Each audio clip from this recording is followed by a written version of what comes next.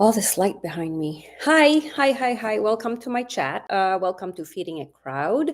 I am Rochelle and I am your host today. I am always the host of Feeding a Crowd, but that sounded fancy.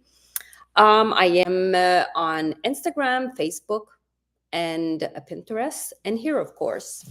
So thank you for joining me. I thought I was working on a biscotti recipe and not paying attention to the time. So happy to be here. Happy Sunday. Happy maple sugaring off season day, and it's St. Patrick's Day. Whoever is celebrates it, happy St. Patrick's Day. So here we are. There's a lot of blinding light behind me, and I'm sorry about that. I hope it's not too bad. Maybe I should just close it.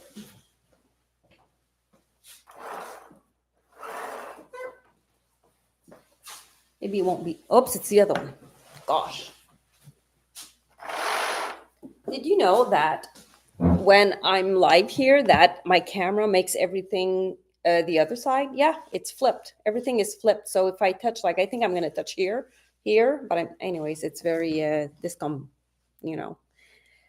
So yeah, I hope you follow me on Instagram, Facebook, and all the other media. I um, I am always happy to be here on Sundays. I love getting ready for it. I love looking at what we'll be talking about. And speaking of which, this week I gave out two recipes. A very simple week. Taking it slow this week. It is a quiet time of the year. I feel that we're sort of caught between: is it spring? Is it still winter? We're sort of, still eating warming foods, but we also looking forward to barbecues, especially when it's 14 and sunny. It's like, do we want to eat shepherd's pie tonight or stew? Not really. We'll be happy to throw everything on the barbecue.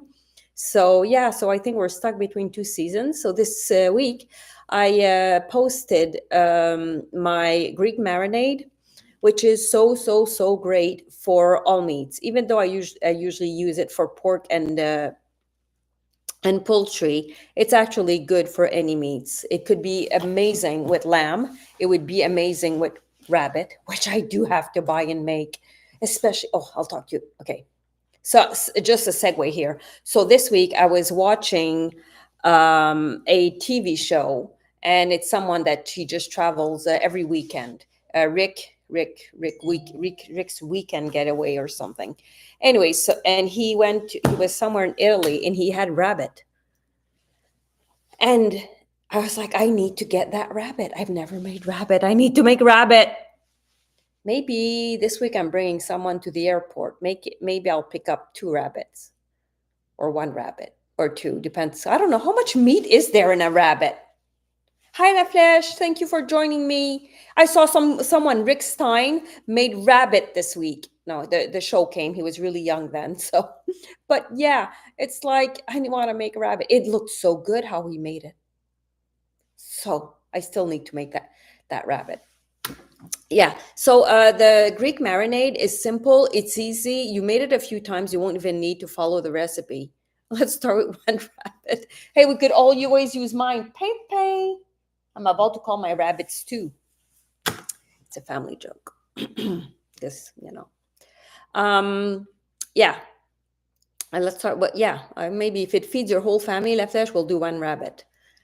And then what was I talking about? Yeah, so the marinade is really great. I think marinating meat makes a whole big difference. And don't forget, when you marinate meat, it doesn't take as much time to cook. So, that's a thing.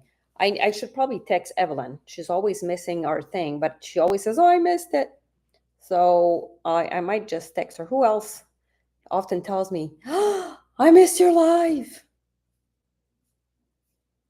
Evelyn, I got her. So I'm texting her. Anyone else? Sometimes Jasmine likes to listen in. But yeah, and then I also, what was the other recipe I put there? Because I was working on this. The other recipe was fondue. Remember we talked about fondue? So I had to create it, right? a fondue stock, that you cook your meat in. There's many different kinds you can make. So I worked really hard on this one. So I hope people try it out. It's broth. It has to be very tasty broth, right? It's not just chicken broth. You'll end up with something that tastes like nothing. Okay. So, and I made different variants of it so that it can also be used with fish. If you have a fish centric fondue or vegan, right? Because I mean, there's so much you can have: tempeh, tofu, all the bok choy. You can really have an Asian style fondue. I think that it doesn't have to be. I also like a Chinese fondue. It's where you wrap, the meat is very, very thin, and you wrap it around veggies or something. So there's many different kinds of fondues. It's very popular in Canada and Europe.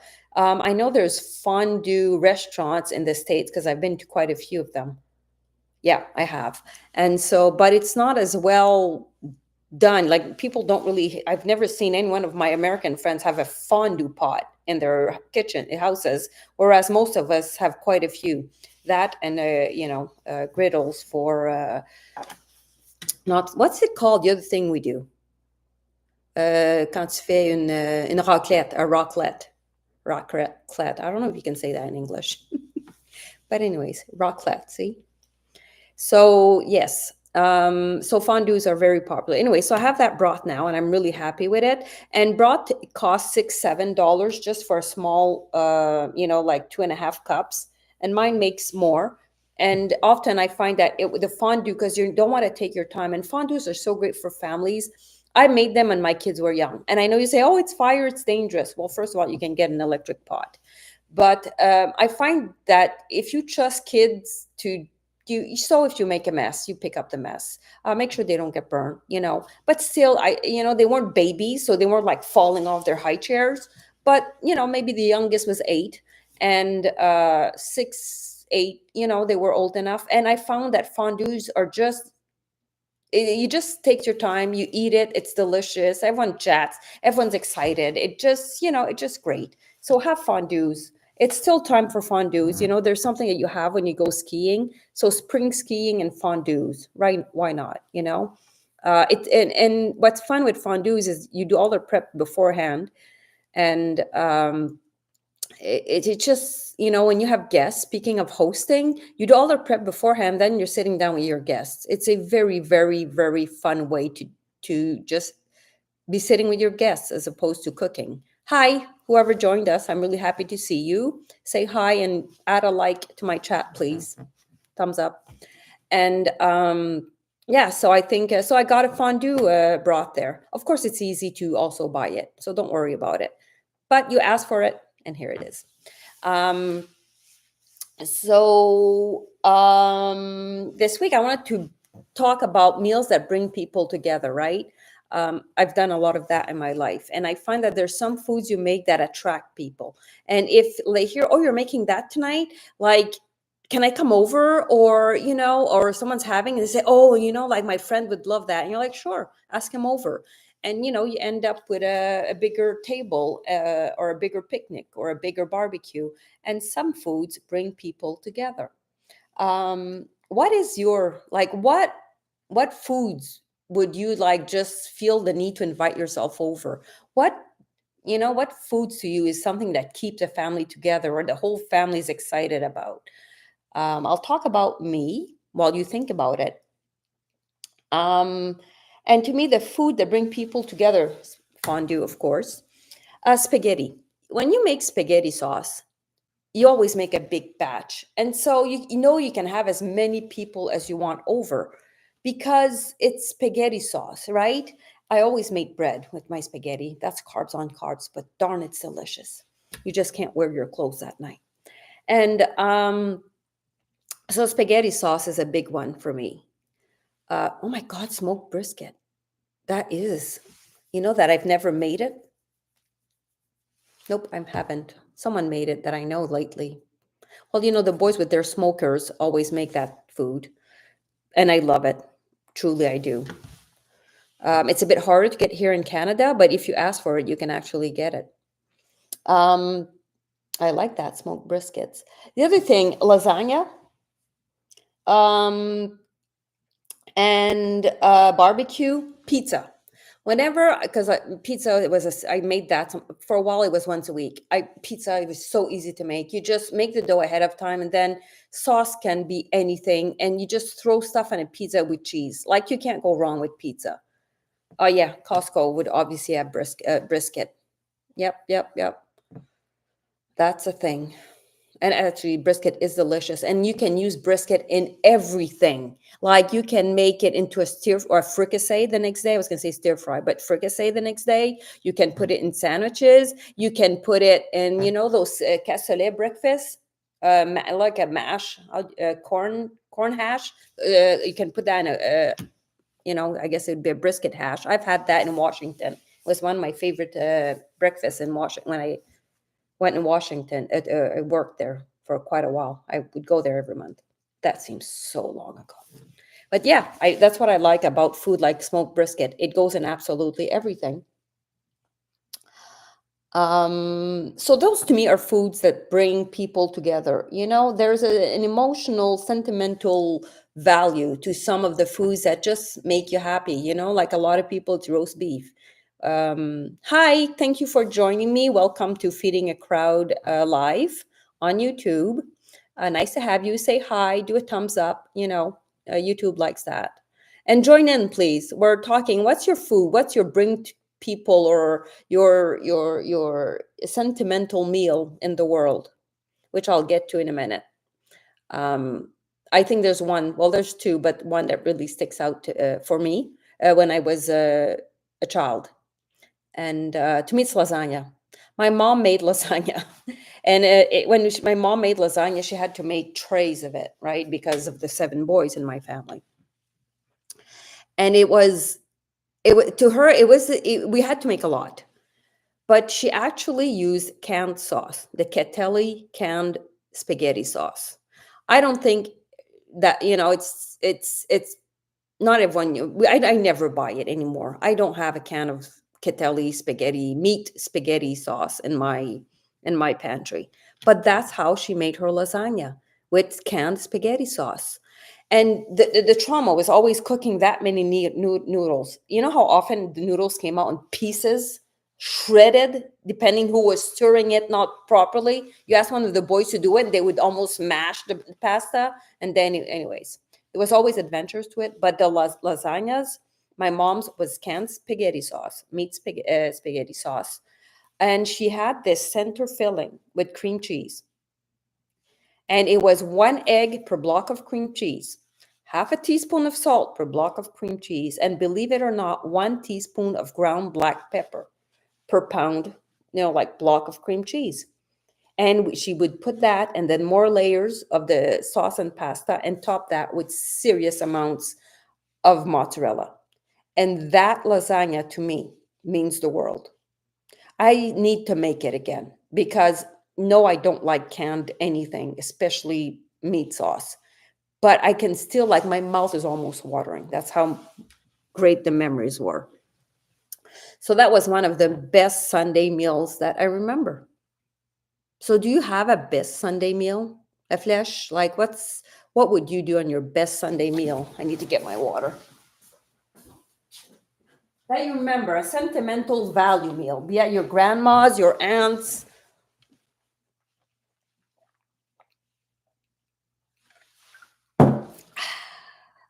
Okay, I'll let you think. Of course, her spaghetti sauce. My mom's spaghetti sauce was known everywhere. I'm trying to do this right. Whoopsie, I didn't do it right because my brain is doing yoga.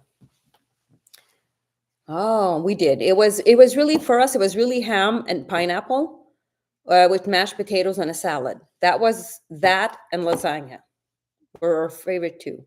It's true. Thanksgiving meal, I think, is Americans' favorite meal. For us, French or even English Canadians, it's not. Especially French Canadians, they just don't do it. That l'action grasse is not even a thing.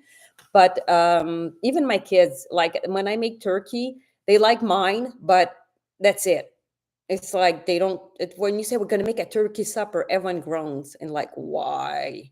So, we didn't really make it very much. My mom cooked turkeys twice a year, and she cooked it so long.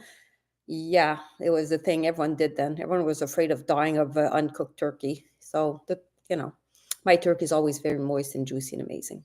So, my kids still, but turkey dinners are really, I love them. I still like them. I just like the ambiance they bring. I just like you have so much food on the table. It's like, and you take out the pies after supper and everyone just looking at you like, do we have to eat dessert? And you're like, yes, these pies are homemade. You're having a piece. Anyway, so you force feed the pies. Yeah. And so, yeah. So my mom, so my mom's spaghetti sauce was a thing. And there's two ingredients in there she put that my kids also use, but that I know of no one else that use. And the recipe is in a link there. Um, so, why not? Um, yep. Yep. So I'm reading my stuff again to make sure I don't forget anything. Don't forget that I still do have the sourdough starter, powdered sourdough starter, and also my Lucky Find Thrifts shop, which I am finding items that blow my mind. Like when usually I skip when I go to thrift stores. I often skip kitchen because I have everything I want in my kitchen except the one thing that I found this week. When I discovered it, I let out such a cry of pure, like, oh my God, I just found this.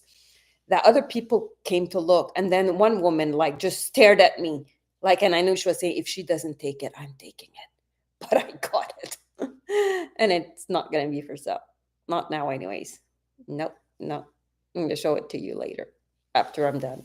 So the thrift store is really taking off. Items are selling because I sell them cheap. I know someone said, "Well, I could get that at the dollar store," but frankly, my prices are almost dollar store prices when it comes to metal utensils, except that mine are great, great quality. They're clean. I make sure that I'm not selling anything to you that I don't believe in. Okay. Be it wooden or other. And frankly, usually there's one item in my sets that are really hard to find and three times the price that I'm selling it. And I add other tools in the sets, right? Because I'm not selling one tool, one price. Okay. And this week I found something I did not know what it was. So if you guys want to start, I'm going to ask you, what do you think this is? Do you have one? I had never seen that in my life. I had to Google it, to image Google it. I actually want it, but I don't want more tools in my life. Plus, I use the Chinese sieve. So that I just gave you a big clue. La Flèche, do you know what this is? You're going to want it.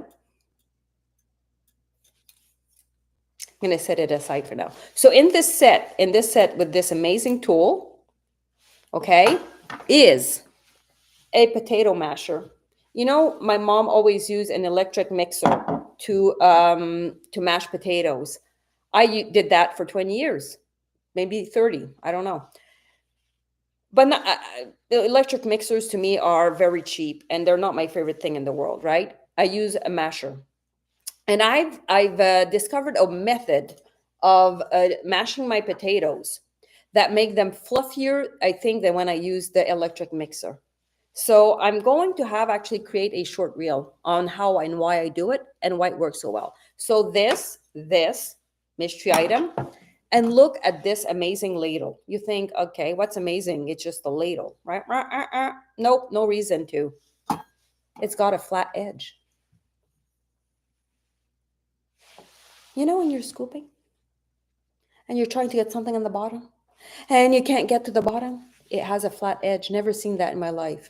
So these three items, okay, let me tell you, I'm going to tell you how much they are because I have a lot of stuff for sale and sometimes I forget some of it.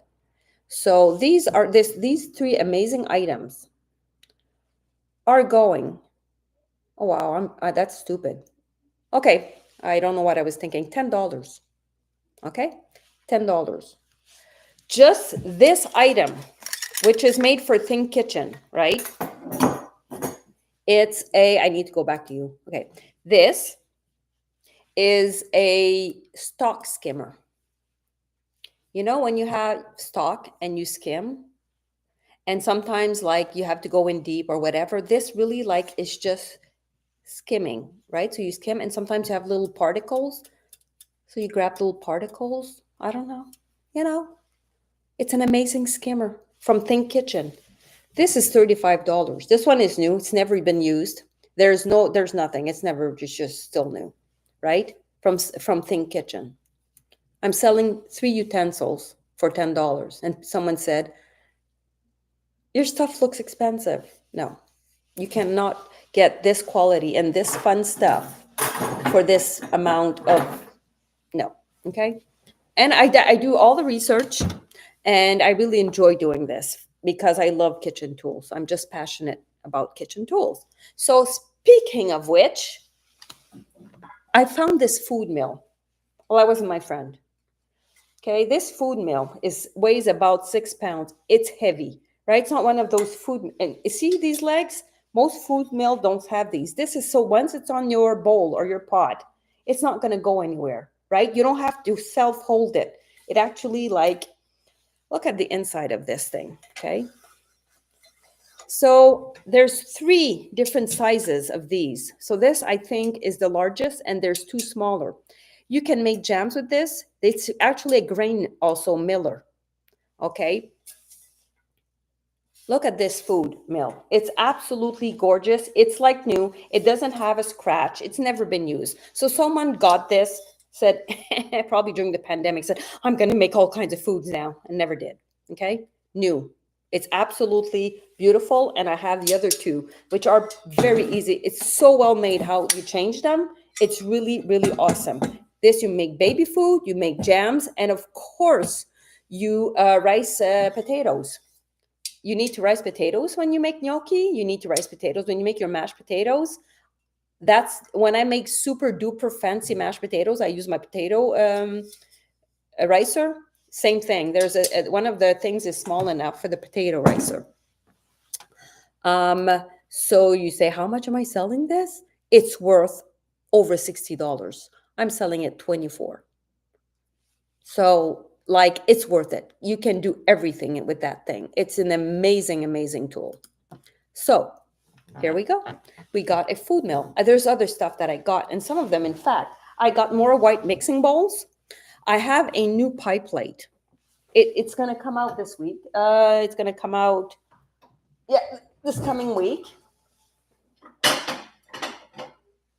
Look at this beautiful piece. Still for sale. Wedgwood, people. Made in the early 1900s. I'm looking for my pie plates. So this one is still available. Beautiful. This is an 8-inch. This is a 9-inch pie plate. It hasn't been used. Look at this. It's got a little bit of wear to it. It's a 9-inch pie plate. It's beautiful. It's white. It's like you just want to use this. You know, you get this with the pie, my little pie utensils, pie cutting utensils. And yes, I am really, really proud of this pie plate. I love making pies, and I have quite a few. I never use metal. We shouldn't. Oh, the blue bundt pan. Yes, because I have 2. Let me get it.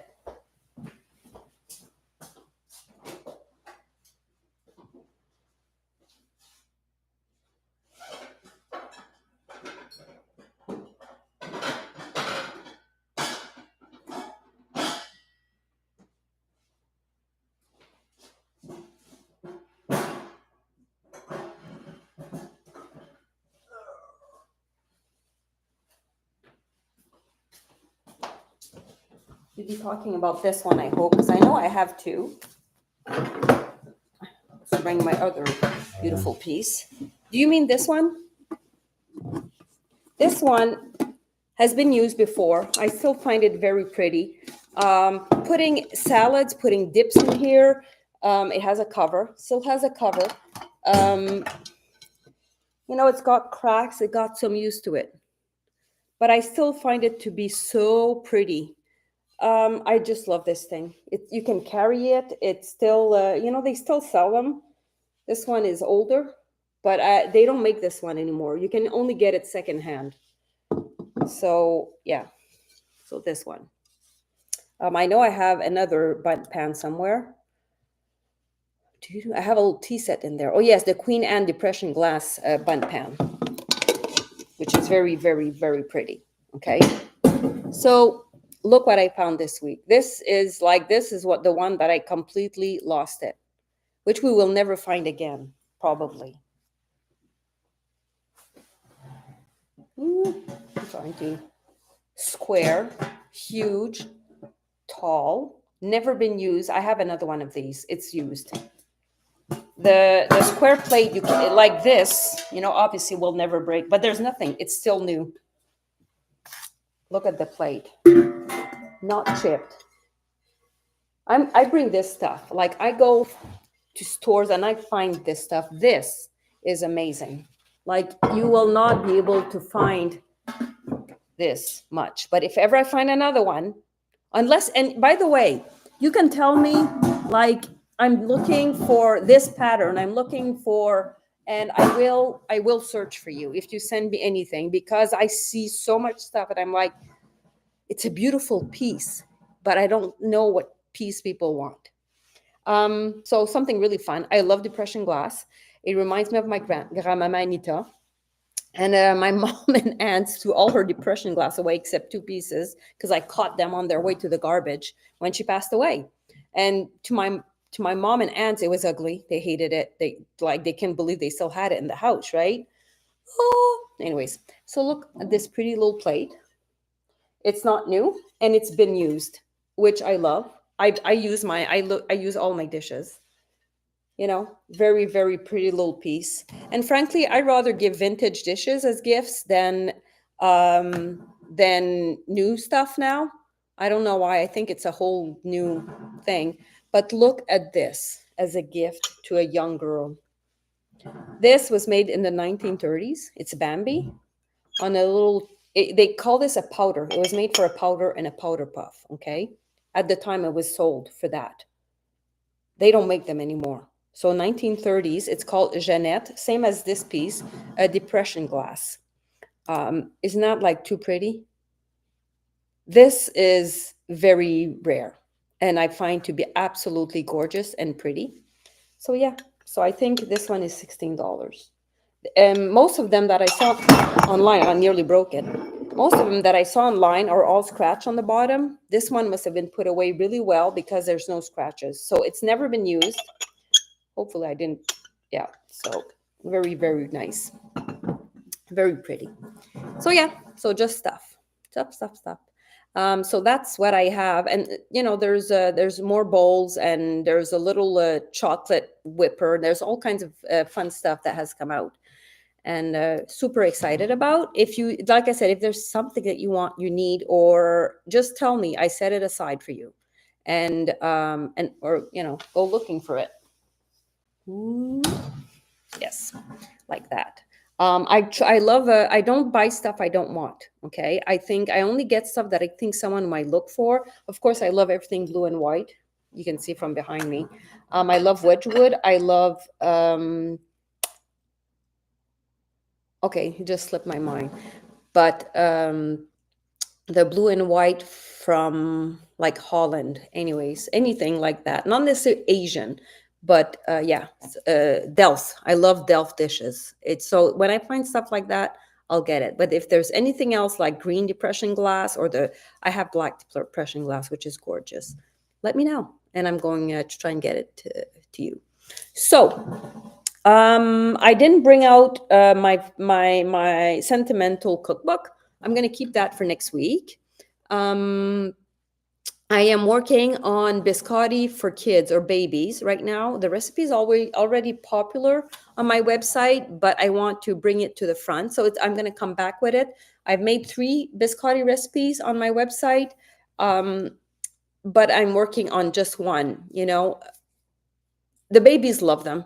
I mean, all my right now it's 2 grandsons and the youngest granddaughter, and they will just chew on them and eat them. It just, there's everything good for them. So I'm going to take out that recipe this week. I'm not sure which other recipe to work on. Um, you know, I have to think about it. There's some foods I make so out of without thinking, just like that salmon recipe. I just do it. I don't overthink everything. I cook every night. So sometimes I just have to sit back, just my quick pastas. It's I don't really think about it. But if I wish I could teach you like how to just not think and make a pasta dish for supper without thinking, and it's always delicious. So it doesn't have to be pasta. It could be some kind of other grain. I just happen to be a pasta freak. And, that's how it is. So thank you for coming, La Flèche. I really, really appreciate it. I'm going to see if I can get rabbit this week if I pass by Mérin. And so thank you. Please follow me, subscribe to my newsletter at feedingacrowd.com, and find me on Facebook and Instagram. And let's keep it together. Buy Canadian, please. Have a wonderful, wonderful day. Thank you.